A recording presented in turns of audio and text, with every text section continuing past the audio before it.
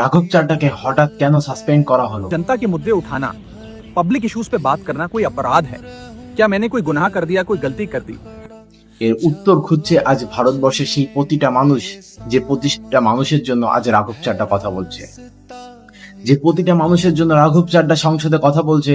যে রাঘব চাড্ডা বলছিল যে এয়ারপোর্টে 300 টাকা 200 টাকা করে সিঙ্গাড়া, 100 টাকা জলের বোতল, 100 টাকা লাগে একটা চা খেতে, সেই চা আজ 10 টাকায় পাওয়া যাচ্ছে, সেই সিঙ্গাড়া আজ 20 টাকায় পাওয়া যাচ্ছে।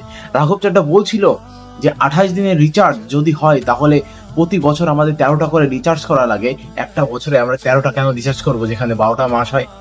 সেখানে 30 দিনের কথা তিনি বলছিলেন যে 30 দিন করে কেন রিচার্জ করে দেওয়া হচ্ছে না, রিচার্জের প্ল্যান গুলো কেন আনা হচ্ছে না, কেন আমাদের থেকে রাস্তার ট্যাক্স নেওয়ার পরেও আবার টোলকে গিয়ে দাঁড়িয়ে আমাদের টোল ট্যাক্সটা কাটাতে হয়। এইসবই আম আদমির জন্য রাঘব চাড্ডা কথা বলছিল। আর সেই আম আদমি পার্টির থেকে তাকে রাঘব চাড্ডা থেকে সংসদে একটা বড় পদ থেকে তাকে আজ সরিয়ে দেওয়া হলো। এটা বলতেই পারেন যে আমাদের কি হলো যাতে? হ্যাঁ, আমাদেরই সব হয়ে গেল, কারণ আমরা নিম্ন মধ্যবিত্ত পরিবারের মানুষ।